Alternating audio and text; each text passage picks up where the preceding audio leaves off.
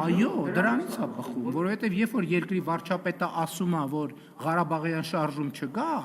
օտարերկրյա հյուրին Արցախյան հիմնահարց թեմայով գիրք նվիրել ինչ է նշանակում։ Այս երկրում քանի հոգի կարա արտաքին քաղաքականություն վարի։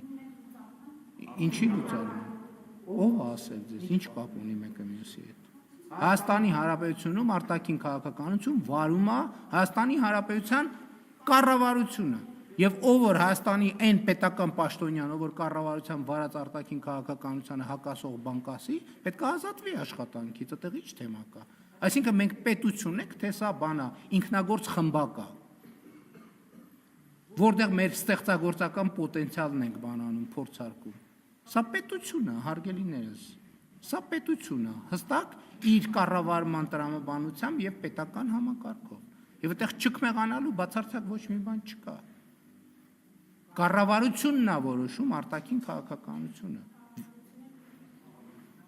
Ես կառավարության ղեկավարն եմ, այդ թվում ես եմ, այո։